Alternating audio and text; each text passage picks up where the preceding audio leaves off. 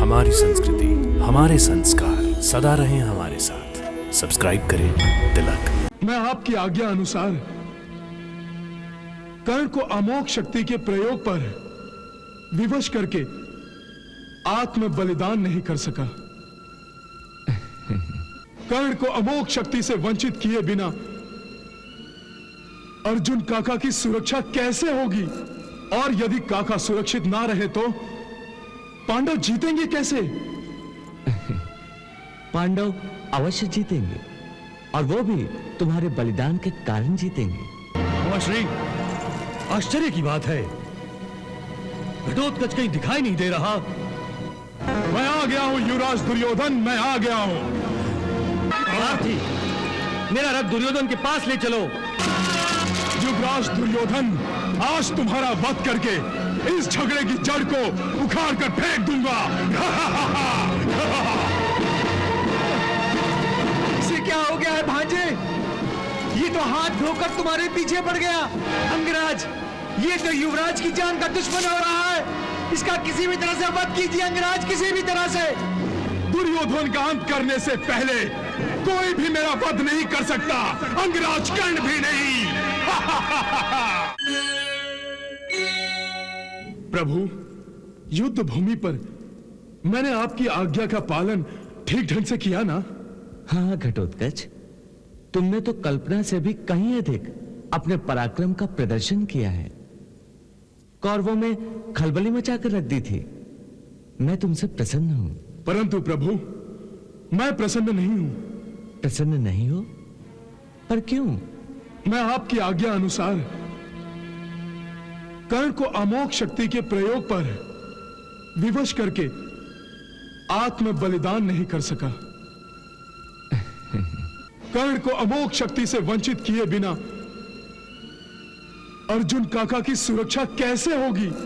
और यदि काका सुरक्षित ना रहे तो पांडव जीतेंगे कैसे? पांडव अवश्य जीतेंगे, और वो भी तुम्हारे बलिदान के कारण जीतेंगे। सच प्रभु? हाँ घटोत्कच, और इसका उपाय मैंने सोच लिया है। कल तुम्हें अपनी संपूर्ण शक्तियों का भरपूर प्रयोग करना होगा, और तुम्हारे हर प्रहार का लक्ष्य होगा दुर्योधन। दुर्योधन? परंतु मुझे तो कर्ण को अमोघ शक्ति के प्रयोग पर विवश करना है। फिर मैं कर्ण की जगह दुर्योधन को निशाना क्यों बनाऊं? इसलिए कि दुर्योधन कर्ण का सबसे प्रिय मित्र है, और उसके उपकारों को चुकाने के लिए कर्ण कुछ भी कर सकता है।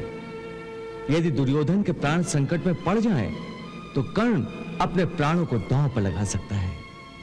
यहां तक कि उसकी जान बचाने के लिए कर्ण अमोघ शक्ति का प्रयोग भी कर सकता है। हाँ, अब समझा प्रभु। तो फिर कल तुम दुर्योधन को तलवार की नोक पर उठाए रखना। दुर्योधन अपने प्राणों के लिए जितना चीखेगा, चिल्लाएगा, कर्ण उतना ही व्याकुल हो जाएगा, और अंततः वो उसे मृत्यु के पंजे से छुड़ाने के लिए विवश होकर तुम पर अमोघ शक्ति का प्रयोग करेगा। प्रभु, कल मेरे उद्देश्य की पूर्ति के लिए आशीर्वाद दीजिए।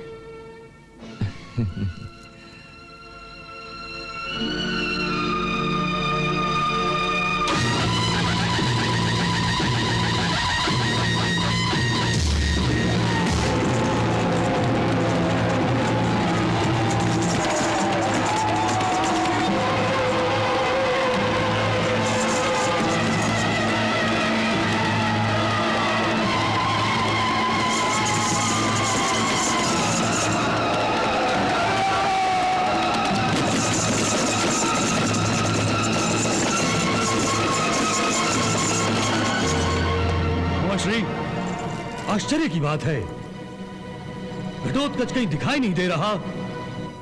मैं आ गया हूं युवराज दुर्योधन, मैं आ गया हूं। तुम्हें मेरी ही प्रतीक्षा थी ना? मैं आ गया हूं।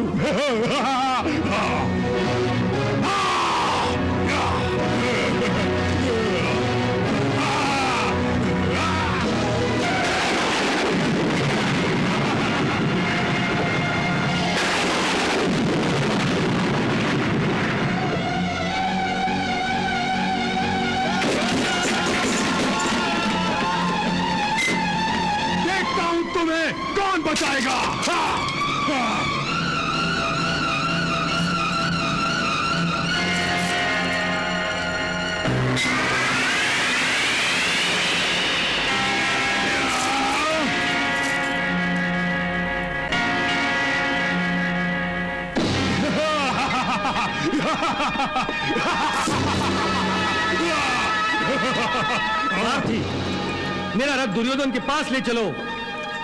चलो।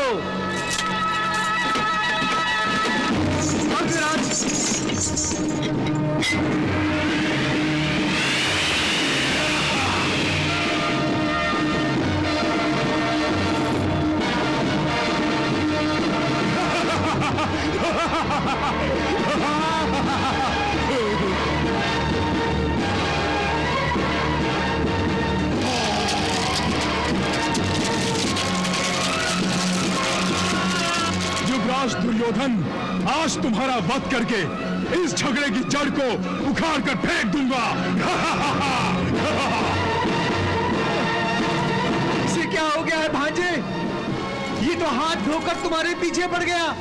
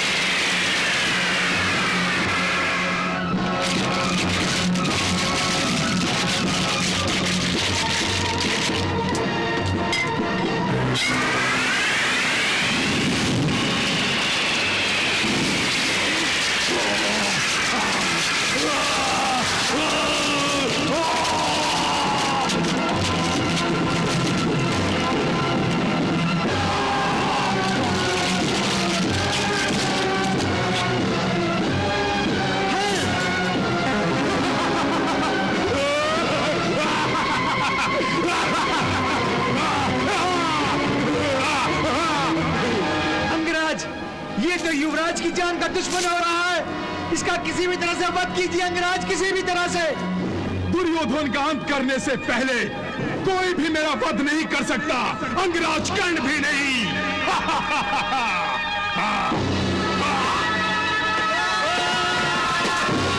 भ्राताश्री, लगता है आज महाबली घटोत्कच युद्ध का निर्णय करके ही लौटेंगे। आज कौरवों का संपूर्ण विनाश निश्चित है। तुम ठीक कह रहे हो नकुल, क्योंकि मेरे पुत्र घटोत्कच पर प्रतिबंध लगाना कौरवों के बस की बात नहीं।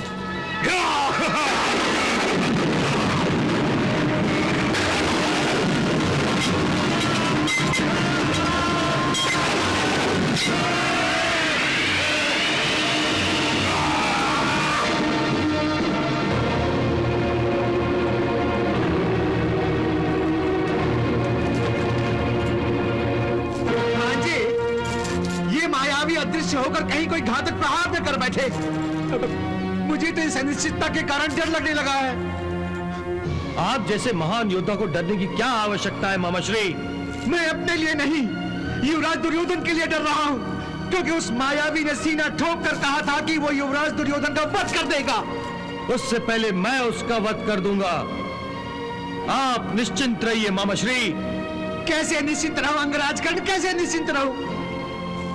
आपके किसी भी अस्त्र का घटोत्कच पर असर हो नहीं रहा है, और एक आप है कि अपनी अमोघ शक्ति का प्रयोग करना नहीं चाहते।